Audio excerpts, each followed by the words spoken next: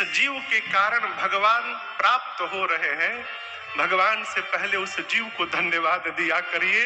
आप न होते तो भगवान कैसे। शबरी माँ को गुरु जी की याद आई। शबरी मैया ने गुरु जी से कहा था, गुरुदेव भगवान आ भी जाएंगे तो मैं पहचानूंगी कैसे। तो गुरु जी ने 5 पहचान के लक्षण बताए थे। कहा था शबरी पांचों जिसमें मिल जाए मान लेना वो राम जी है। राम जी आ रहे हैं और शबरी मिलाना प्रारंभ की। बताऊंगी गुरु जी 5वां क्या बोले थे हमको स्मरण नहीं आ रहा है। हाँ, गुरु जी कहे थे अकेले नहीं आएंगे। श्याम गौर सुंदर दो भाई, एक सांवले होंगे गोरे होंगे, 2 भाई होंगे। शबरी मैया देखने लगी, सांवले गोरे तो है, भाई है कि नहीं है ये नहीं मालूम। शबरी मैया ने राम जी से पूछा, भाई साहब ये गोरे वाले आपके क्या लगते हैं। राम जी बोले, माई ये हमारा छोट भाई है, ये लक्ष्मण है, हम ही रघुराई है। जैसे शबरी मैया सुनी हो, शबरी पड़ी चरण लपटाई। मेरे रघुनाथ जी के चरणों में मेरी माँ शबरी पतंग उड़ाए हैं।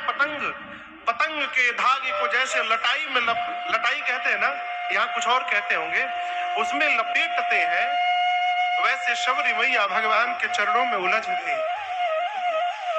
बार बार उठती है, भूल जाती है कि प्रणाम किया कि नहीं किया मैंने, फिर दंडवत करती है।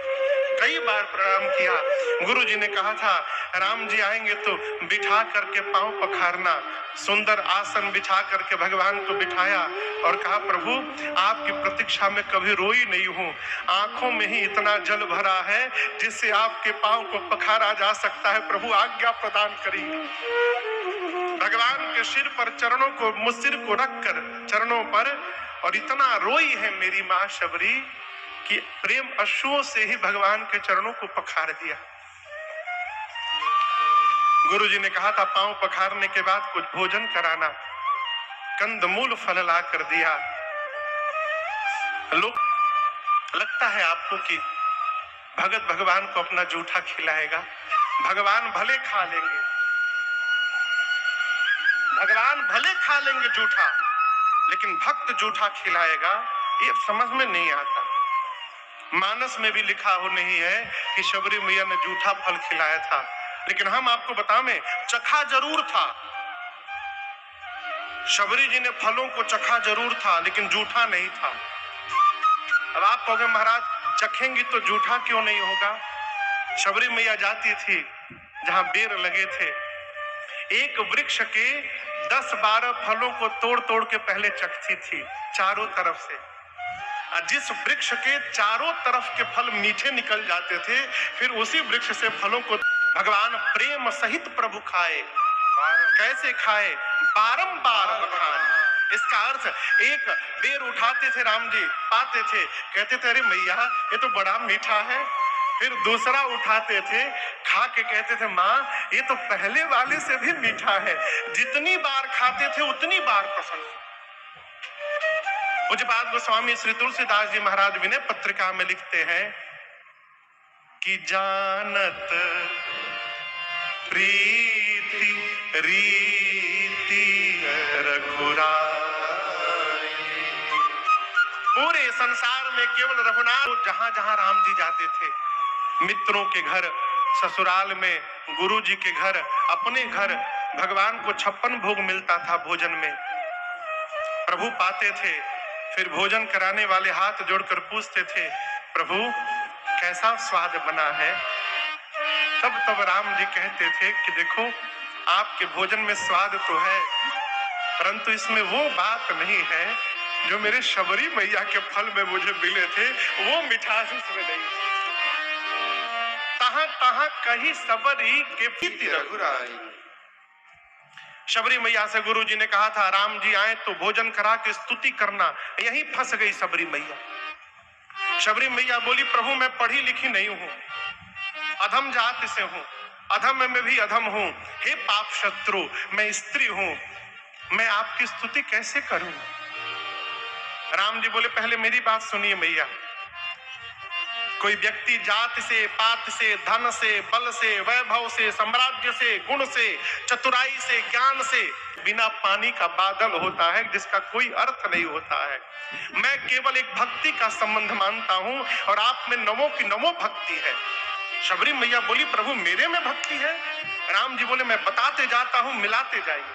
भगवान ने कहा प्रथम भगति संतन कर संगा, तू शरीर ते मम कथा प्रसंग, गुरुपद पंकज सेवा तीसरी भक्ति अमार, चौथी भक्ति मम गुण विश्वासा, पंचम भजन सुवेद प्रकाशा, छठम शील विरति बहु करमा, निरत निरंतर सजन धरमा, सातव सम मोहि मय जग देवा, आठव जथा लाभ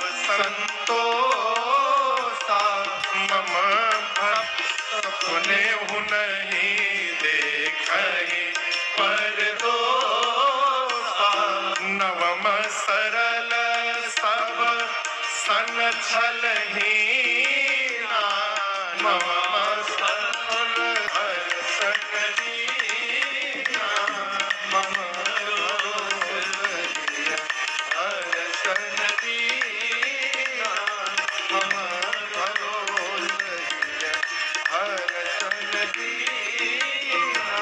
पहली भक्ति जीवन में संतों का संग हो जाए, पहली भक्ति।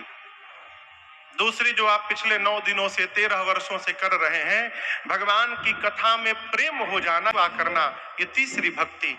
कपट का त्याग करके भगवान का गुणगान करना, गायन करना, ये चौथी भक्ति।